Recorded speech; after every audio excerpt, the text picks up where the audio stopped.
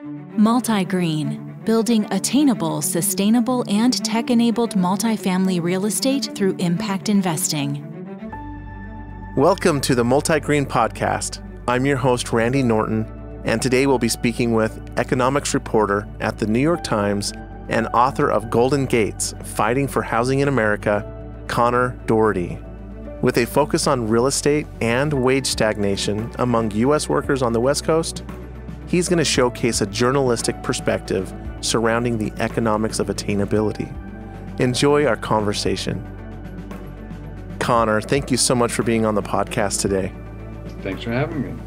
I first came across your work in the spring of 2020 with the article written in the New York Times called Build, Build, Build, Build, Build, Build, Build, Build, Build, Build, Build, Build, Build. And it was talking about the California's housing crisis. How did that article come about? So that article is actually an excerpt from my book, which is called Golden Gates. And right before you publish a book, you try anyway, and I was lucky enough to get one. You try to do an excerpt that kind of gives people a sense of the book and, you know, the tone of the writing and things like that. And so that article was really focused on one chapter in Lafayette, California, which is a pretty exclusive suburb right on the other side of the hill from Oakland in the East Bay. So it was an excerpt of the book, and we ran, a portion of it in the Times. And it turned out to do really well. In fact, Barack Obama tweeted a link to it. So that was definitely the biggest. Amazing. Why did you choose the Bay Area over any other part of the country? I think that the Bay Area was the worst example of the housing crisis. I think the history of the Bay Area also, with environmentalism and some other things, like many of the sort of vehicles we have for making housing difficult to build were pioneered in the Bay Area. Petaluma, which is in Sonoma County, was one of the early cities to have an explicit growth control. So I think California, and specifically the Bay Area, have really created many of the mechanisms we use to make housing difficult to build. I also think that the Bay Area, because of the robustness of its economy and the robustness of its NIMBYist tendencies, has sort of sits at the center of the two biggest problems, which are our movement to a more knowledge-based economy, which is of course good in a lot of ways, but it has created a very hollowing out of the middle class. We have a lot of people in service professions who don't make very much money, and we have people in sort of quote unquote knowledge professions that make a ton of money, and there's a kind of nothing between them. So the Bay Area really is emblematic of that shift. And then also it has huge housing problems. So I thought, for a whole bunch of reasons, including that I live here, I thought it was a perfect place to sort of see the evolution of this problem. Also, I think that, the YIMBY movement and other YIMBY movement, which of course stands for Yes in My Backyard, and is a bunch of younger activists who have started pushing to make housing easier to build. They're pushing legislation and things like that. A lot of that really started in the Bay Area, at least reached a level of energy in the Bay Area that was not true in other places. So both in terms of how quickly the Bay Area got into a housing problem and how far along it is in some of the sort of political fights to get out of it, it just is a more mature example than a lot of other cities. And I also, just on a journalistic level, I do all of my work pretty much in person. I meet the people I write about, I follow them, I get to know them as characters. I spend a lot of time really profiling people, and you kind of can't do that if you're not close enough that you can just go find them. Conor, you do a really good job of profiling Stephen Falk, who works in the Bay Area, both, as a public and private professional. And he describes some of his frustrations, specifically around the housing crisis. Can you explain his background and how this profile came about? Yeah, so Steve is not a private professional. He was the city manager of Lafayette, California, which is, again, that exclusive suburb. And for those who don't know, the city manager is kind of, effectively the CEO of a city. They really implement all of the things that the city council and in Lafayette's case, the part-time city council and mayor come up with. So he really basically runs the city and is in charge of all their departments.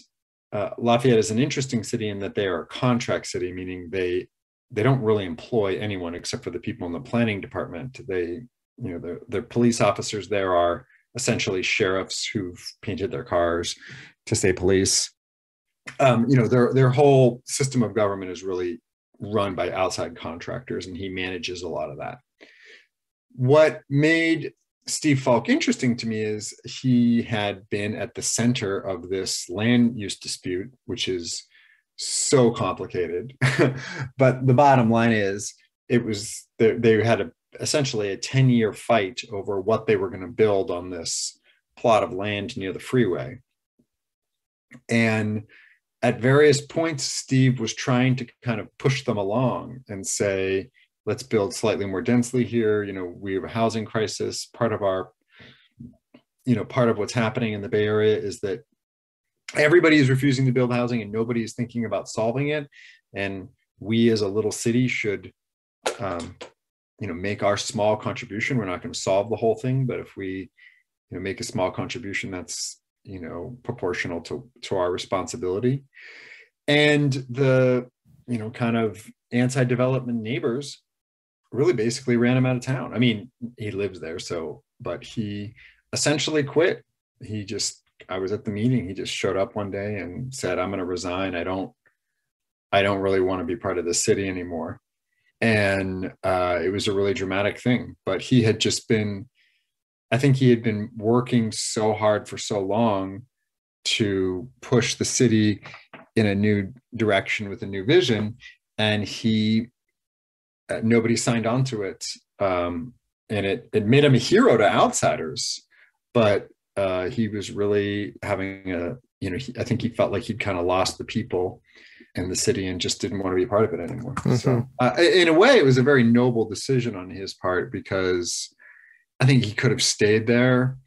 He could have made the city try to fire him or something. But I think, eventually he just was like, I've tried to kind of push my vision of what I think is a better, more inclusive city, and nobody and nobody agrees with me, or at least generally speaking, a majority of people. And so he just kind of moved on. But it was really sad. It's kind of a sad story watching a guy work so hard on something and then just eventually just kind of decide he wasn't going to go with it. But it's amazing. It's a very long story that if anybody wants to know more of it, it is one of the most convoluted and crazy land use fights I have ever witnessed. And let me tell you, I've witnessed a lot of them. But essentially, there was multiple projects, multiple lawsuits over multiple years. There was a activist group called BARF, which stood for the Bay Area Renters Federation, that inserted itself in the middle of it. At one point, a developer paid for, I think, two sides of the same lawsuit at different times. It was the craziest thing. The voters voted down one project, but then in this weird boomerang ended up getting a bigger project. So they voted something down because they thought it was too big, and in doing so, ended up greenlighting something that was bigger. It was just madness. I could spend so much time I could have written the whole book on that project. And it was just a crazy situation. Steve was at the middle of it the whole time. Yeah, I loved it. I loved how you wrote it. One of the stats that you provided, according to the McKinsey Global Institute, is that the state of California needed 3.5 million homes by 2025, which is only 3 years away, and that would be triple the current pace. But in the same sentence, or in the next paragraph, there's a reference of this legislation effort, SB 50, which would have allowed for 4- and 5-story buildings, and SB 50 was rejected by the legislation. So is this a California issue, or is this really what's happening in every state across the union? Well, that's the thing, right? The specific bill numbers are obviously California only, but this is the same debate playing out in every state. So Oregon has tried to pass a law that would make it, or did pass a law that would essentially prohibited or, eliminated the single family zoning across the state. Minneapolis did that at the city level. Various cities have tried to make it easier to build duplexes and triplexes through large parts of their city, even if not the entire part. So-called accessory dwelling units, which are basically backyard homes. Hundreds of cities have tried to make those much easier. I just did a story a few weeks ago in Spokane, Washington, where they have a tremendous housing crisis now, and they're trying to figure out how to kind of get past that. And all across the country, we have the same problem. And again, it finds its expression in different bill numbers. But there's really only, what can you do, right? You can build housing more densely, or you could build it, you can build it taller. You can use backyards, right? There's not that many things you can do. So it's kind of funny, people talk about how complicated housing is, and at some level it is, but it's also pretty simple, which is that you can, try to build more densely, or you can try to build further out. And that's those are your choices. And you're starting to see more activism, whether it is on the NIMBYism side, which is not in my backyard, or whether it's BARF, the Bay Area Renters Federation, or YIMBYism, the yes in my backyard. Just to be clear, BARF and YIMBYism are essentially the same thing. Okay. So you have this international phenomenon for people to support new development. Is it changing? Is it getting better? You're living there now, post-COVID. Is it getting better? It's not getting better in the sense that the housing is more expensive and the pressures on people who want to buy a home or people who are renting a home are greater than ever. But it's definitely getting better in that the state has passed a lot more legislation to make it easier to build housing. You are actually starting to see the fruits of that. I just did a story in San Diego where they're building all kinds of stuff. And this sort of idea that we have driven ourselves into this housing crisis by not having enough homes seems to be pretty much, inherited wisdom. Nobody's disagreeing with that. And the people who are kind of fringe. I think in that sense, legislatively and all that, we've gotten much better. But if it takes you 40 years to dig yourself into a hole, you're not going to get out of it. What is your favorite aspect or story of your book, Golden Gates, that you can share with our listeners? That's a tough one. Well, I'm going to give you an answer, but it might not be for the right reasons. Okay. I followed a group of tenants, very low-income tenants in North Fair Oaks, which is, in Redwood City in the Silicon Valley. And the way the story began was there was a young girl comes home one day and finds an $800 rent increase on her door.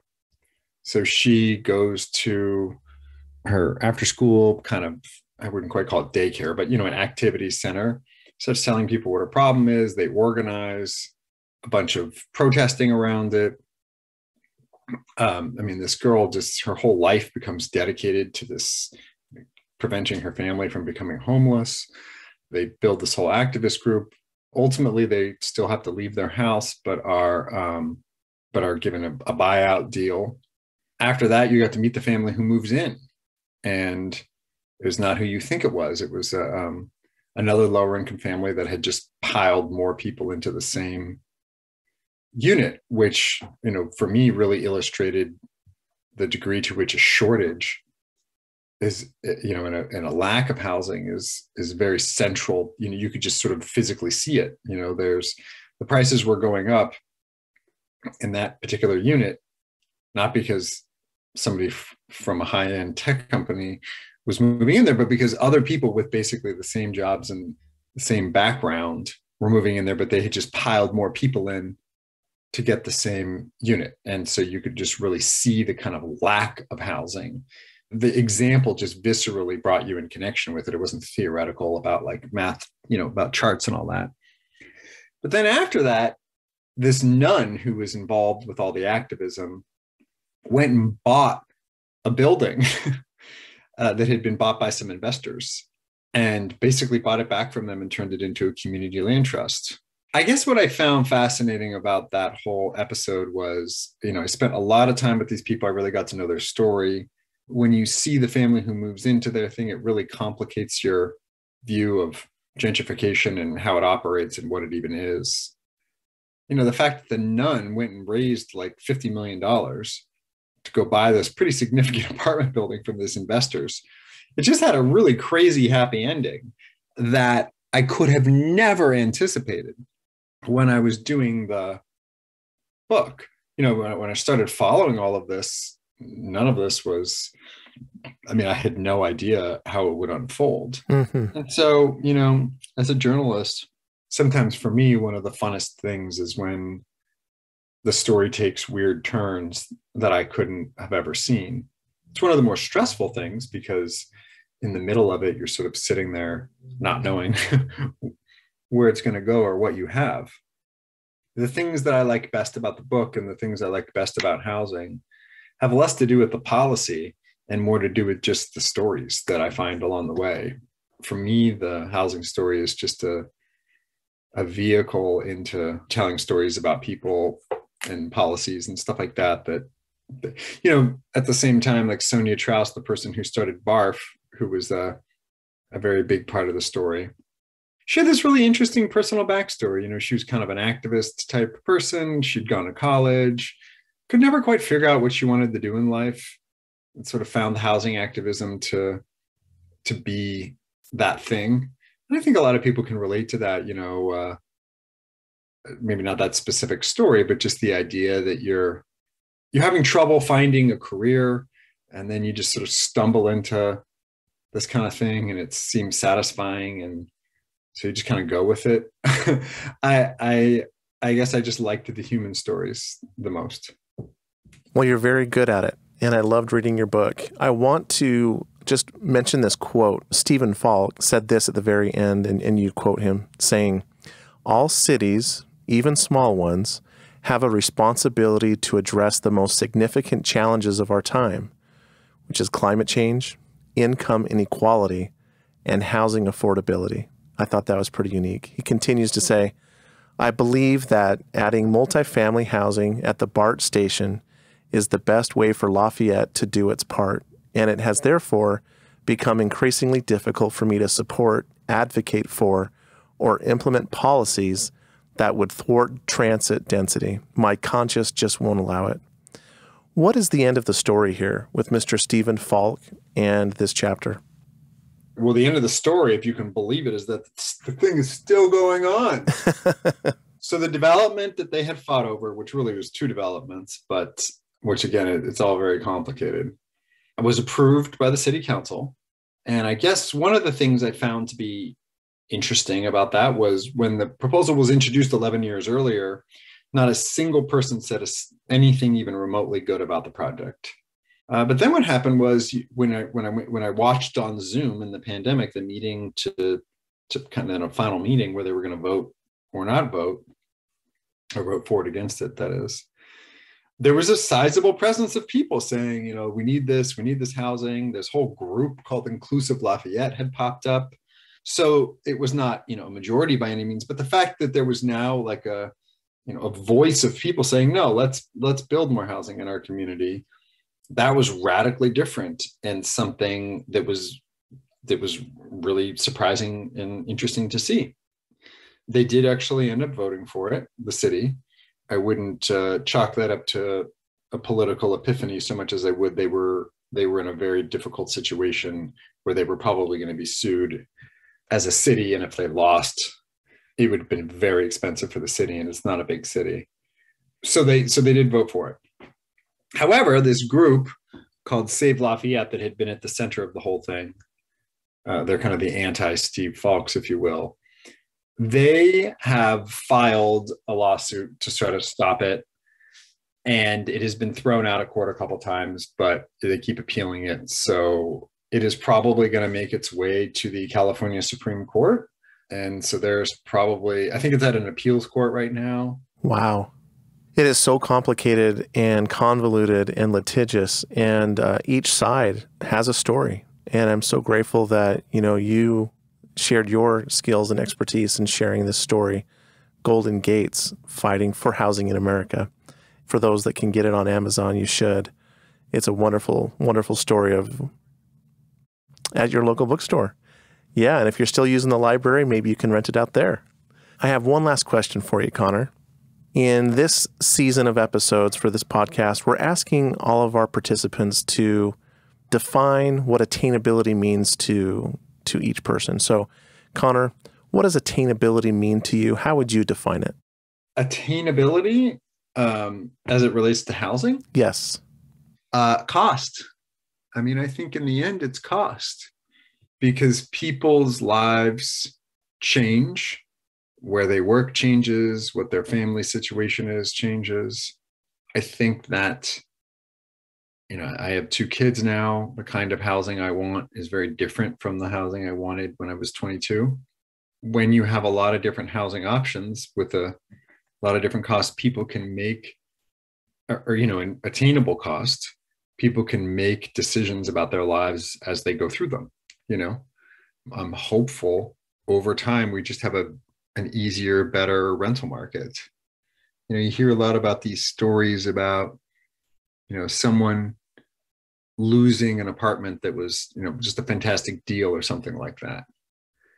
And obviously that's really unfortunate. But if there was another apartment roughly in your price range and roughly in your commuting and, worked for your life in other ways, it wouldn't be that big of a deal. It would still be distressing, don't get me wrong, but you could just open the classified ads and go looking, or Craigslist or whatever, And so I guess what I think is most important about attainability is people being able to afford a lot of different housing options and being able to move between them as their lives change. If you have a crappy landlord and there's a lot of competitive properties, you can just leave. Mm-hmm. I think if people could afford and attain a lot of different kinds of housing, a lot of those other problems would be less severe because people could vote with their feet more. Voting with your feet. I love that. Conor, thank you so much for being with us today. Seriously. I know that, this is sometimes hard for you to do, and I'm just grateful that you were able and willing to do this for the MultiGreen podcast. Cool. Thank you. Thank you so much. Thank you for listening. Join us as we build 40,000 attainable, sustainable, and tech-enabled multifamily homes by 2030. And if you like the content you're hearing, hit the subscribe button. Follow us at Think MultiGreen and sign up to learn more at www.multi.green.